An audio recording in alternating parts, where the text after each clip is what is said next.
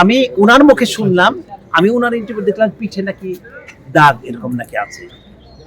দাগ আমি তো অনেকটাই মানে হইলাম। আমি বললাম কি আপা এটা কি শুয়ে থাকতে থাকতে? বলে কি না ভাই শুয়ে থাকতে। আমি ওখানে মহিলারা যারা আছে তারা বললো যে এখানে আমরা তো 100-150 এরকম গোসল করাই, তো ওইখানে 3 জায়গায় 3টা নাকি এরকম বাড়ি টাড়ি আঘাতের ব্লাড জমে যেরকম এরকম ছিল। মনির সঙ্গে অঞ্জনা আপা যখন উত্তরার বাসায় থাকে, অঞ্জনা আপার মা থাকতো ওখানে, কোনো মনি কেউ থাকতো না। তারপরে একটা সময় আমি ইয়েতে গেছি, ওই অঞ্জনা আপার সাথে আমার তো রেগুলার তখন প্রোগ্রাম হতো, আমি তখন অঞ্জনা আপার সঙ্গে প্রোগ্রাম যেতাম। একদিন হঠাৎ করে এই ছেলেটার সঙ্গে আমার দেখা বললো যে দেখার পরে আমি দেখলাম নতুন ছেলে, বাসায় সবসময় যাই আমি, তো অঞ্জনা আপার মাকে দেখি, সিরাজ নামে একটা ছেলে ছিল। অঞ্জনা আপা ছোটবেলা থেকে পালসে মানে কি আপার ট্রেলার ছিল, ওই অ্যাসিস্ট্যান্ট অঞ্জনা আপার, ওই কাপড় বানাইতো, ঘরে একটা আলাদা রুম দিয়ে দিছে, একটা মেশিন দিয়ে দিছে। আপার রাত্রের মধ্যে ব্লাউজ বানাবে, 1 ঘন্টার মধ্যে ব্লাউজ বানাবে, ওড়না বানাবে। এই ছেলেটার নাম হচ্ছে সিরাজ। ও বোধহয় বাইরে চলে গেছে, ও থাকলে সব ক্লিয়ার করে দিতে পারতো। ওই সিরাজ হচ্ছে গিয়া আপার মেন লোক ছিল। আমি গেলাম আপার বাসায়, যাওয়ার পরে আমাকে বললো যে এই ওর নাম মনি, পরিচয় হইলো বাস এইটুকুই।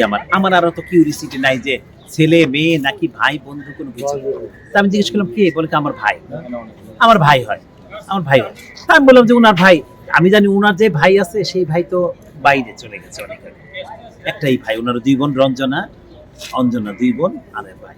তো ওনার আম্মা মারা গেল, মারা যাওয়ার পরে তো ওনার সঙ্গে সম্পর্ক রইলো। তারপরে মাঝখানে ওনার একটা প্রোগ্রাম করতে যাই, কিন্তু ওই ছেলেকে আমি আর দেখি। বাসায় যাই, বাসায় হয়তো গাড়ি নিয়ে গেছি, আপার নামছে, আমি উঠছি, হয়তো বা ওয়াশরুমে যাবো এই জন্য উঠছি, চলো যাই, এরকম আমি আর তখন দেখিনি। আমাদের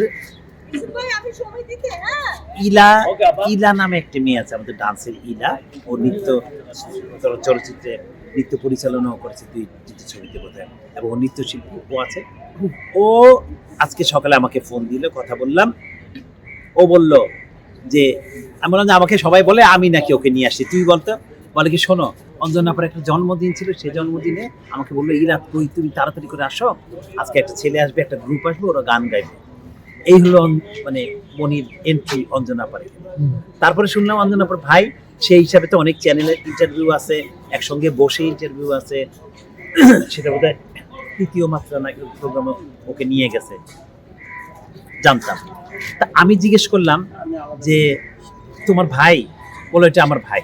ও আমাকে ভাইয়া বললো, স্টাবলিশ হলো। কিছুদিন পরে ছেলে। তা আমি জিজ্ঞেস করলাম আচ্ছা তুমি ভাই হোক ছেলে, তুমি ছেলে বলছো কেন? ছেলে কেন? বলে কি মানুষ খারাপ ভাবে, বলবে যে নায়িকা বুঝো না, নায়িকা তো বুঝোই তো একটুখানি, এই জন্য ভাই পরিচয় দিয়েছে সবাই। ভাই পরিচয় দিয়ে আমি ওকে রাখছি। তবে কোথায় রাখছিলে তুমি?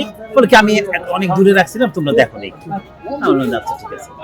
এই হচ্ছে গিয়া মনির আবির্ভাব। কিন্তু যারা নাকি বলে আমি প্রোগ্রাম করতে গেছি অঞ্জনা আপার সাথে, ভুল কথা। অঞ্জনা আপা বোধহয় কোনো কাজে কিংবা কোথায় গিয়েছিল, বোধহয় নরসিংদী কিংবা এরকম কোনো জায়গায়, তখন ওখানে ওর বাড়ি শুনেছি নরসিংদী।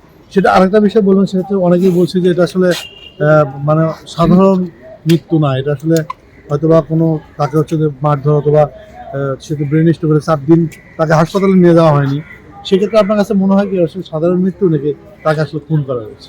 আমার কথা এইটা যে এটা আমিও চাই সুষ্ঠু এটার তদন্তটা হোক, যে মৃত্যুটা কেন হলো, গাফলিতির জন্য হলো না কি হলো, এটা আমারও কথা। অঞ্জনা আমার কাছের লোক, আমি কি জিনিসটা জানতে চাইবো না? হসপিটালে অসুস্থ মানুষ হতেই পারে, বিভিন্ন জায়গায় জখম পাওয়া গেছে এবং মুখে রক্ত, হ্যাঁ এই রক্তক্ষরণ কিংবা জখম পাওয়া গেছে, সেটা রক্তক্ষরণ সেটা হইতে পারে স্ট্রোক করলে, কিন্তু জখম যেটা পাওয়া গেছে এটা তো আমি দেখি নাই, শুনেছি। যদি এইটা হয় অবশ্যই আমি এটার মানে জোর দাবি জানাই যে এটার জন্য সুষ্ঠু তদন্ত না। ও এমনি কিন্তু, তবে ও ট্যালেন্ট, এইটা বলতেই হবে এক কথায়, ট্যালেন্ট। ও প্রায় মাস 2 নাকি 3 আগে হয় কি বিভিন্ন কথা নিয়ে একটু কথা কাটাকাটি হয়, মানে দেখা গেল এই ছবিতে শাবানা হচ্ছে সেকেন্ড নায়িকা, আমার মা মেন নায়িকা, এরকম কথাবার্তা অনেক হইতো। এগুলো আমি তেপান্তর ভাইয়ের সঙ্গে ডিসকাস করতাম। কিন্তু একটা ছবিতে নায়িকা হচ্ছে ববিতা। না আমি বলি আমাকে কিভাবে ওর সাথে একটু টক্কর শুরু হইলো, সেটা হচ্ছে গিয়া ও বলতেছিল লিডিং অ্যাক্টরস কারা ফিল্মের, মামা বলো তো লিডিং কে কে? তখন আমি বললাম যে শাবানা, ববিতা, রোজিনা, অঞ্জু ঘোষ, মৌসুমী, শাবনূর, পপি, পূর্ণিমা, এরা হচ্ছে লিডিং স্টার। বলে কি তাহলে কি আমার আম্মার গণনা না কেন? আমি তো তোর মা লিডিং স্টার ছিল না। হ্যাঁ আম্মুর অশিক্ষিত হচ্ছে। আমি হ্যাঁ, এক দুইটা ছবি তো নায়িকা অরুণা বিশ্বাসেরও হিট হয়েছে, কবিতারও হিট হয়েছে। তাই বলে কবিতা কিন্তু সারা ইন্ডাস্ট্রি চালায়। চম্পা, দিদি, এরা হচ্ছে লিডিং স্টার। এটার মধ্যে মিনিং এর মধ্যে একটা ব্যাপার থাকে, তুই বুঝবি না, বলতে পারি না। ও তারপরে এই কথাগুলি বলার পরে আমাকে ব্লক করে, কিছু হলে ব্লক করে। তা আমি একদিন অঞ্জনা আপার সামনে যে রুমে আমি বললাম, তুমি আমাকে ব্লক করছো কেন? আমি ব্লক করছি তোমাকে? হ্যাঁ তুমি আমাকে ব্লক করছো। বুঝি না। আনো, আপা বুঝতে পারে নাই। আপা বলে এই আমার মোবাইল নিয়ে আসছে। বলে কি কই ব্লক করছে? আমি তুমি বোঝো। পরে ও আসছে, কি হয়েছে মামা, কি হয়েছে? বললাম যে আমাকে ব্লক করছে কেন আপা?